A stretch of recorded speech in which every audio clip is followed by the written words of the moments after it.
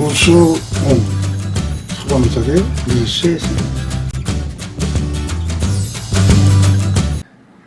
조선 중엽 의주 땅에 근심 걱정 없는 노인이 살고 있었는데 그 노인에게는 13명의 자녀가 있었습니다. 아들 12에 딸 1명이었는데 그들은 모두 혼인을 해서 아들, 딸 낳고서 유복하게 살았으며 하나같이 부모에 대한 효성이 지극했습니다.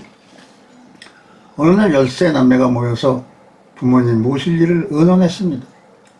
맏아들을 비롯한 13남매 모두가 부모님을 모시겠다고 나섰으나 결국 13남매가 돌아가면서 부모님을 모시기로 결정이 되었습니다.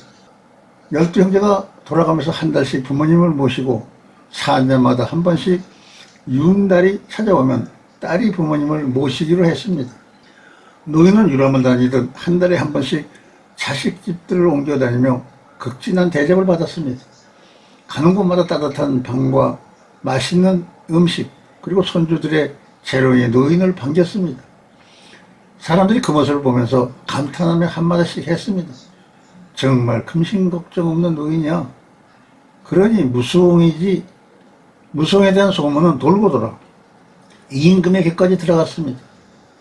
임금인 나에게도 근심 걱정이 적지 않은데 근심 없는 노인이라니 이게 무슨 말인고 한번 만나보고 싶으니 불러드려라. 그렇게 해서 무수옹은 임금 앞에 불려갔습니다. 정말 그대는 아무 걱정이 없단 말이오? 몸이 건강하고 자식이 번창하며 먹고 있는데 걱정이 없으니 마음에 꺼리낄 일이 없습니다. 그러자 임금은 탐복을 하면서 무수옹에게 5색이 찬란한 구슬 하나를 선물로 내주었습니다. 내가 주는 정표이니 다시 만날 때까지 잘 간직하도록 하오. 환감합니다. 무수옹은 임금한테서 귀한 선물을 받아들고 궁궐을 나서서 집으로 향했습니다. 집으로 가는 길에 강이 하나 있어 배를 타고 건너야 했습니다. 무수옹이 배에 올라타서 뱃사공이 노를 지어가면서 물었습니다. 노인장은 어디를 다녀오시는 길입니까? 궁궐 가서 임금님을 뵙고 오는 길이오. 이렇게 선물까지 받았죠. 하면서 노인은 뱃사공에게 5색의 찬란한 구슬을 보여주었습니다. 그런데 사공이 구경 좀 하겠다며 구슬을 받아서 만지다가 강물에 빠뜨려 버리고 말았습니다. 아이고 이걸 죄송해서 어찌합니까? 귀한 물건인데.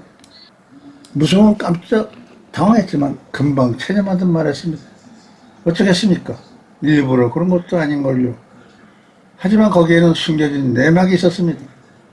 임금이 미리 아랫사람을 시켜서 사공으로 하여금 그 구슬을 강물에 빠뜨리도록 한 것이었습니다. 노인에게 근심거리를 만들어보기 위한 술책이었습니다. 무수옹이 구슬을 잃어버리고 집에 돌아온 지 얼마 되지 않아서 임금이 무수옹을 부른다는 정갈이 왔습니다. 전에 임금이 하사하신 구슬을 반드시 가지고 오시라고 합니다. 그러다 무수옹은 그만 아주 난처한 징에 빠지고 말았습니다. 임금이 특별히 하사한 구슬을 소홀히 다루다가 잃어버렸으니 큰 벌을 받게 될 것이 분명했습니다. 소식을 들은 13남매가 함께 모여서 머리를 맞대고 함께 걱정을 했지만 뾰족한 방법을 찾을 수가 없었습니다. 그러자 무수옹이 말했습니다. 걱정들 말거라. 어떻게든지 되겠지. 그때 무수옹의 맏며느리가 한 자리에 모인 식구들의 음식상을 차리려고 생선을 여러 마리 사가지고 왔습니다. 며느리가 무심코 생선 배를 가르는데 한 마리 뱃속에서 이상한 구슬이 또르르 굴러나왔습니다.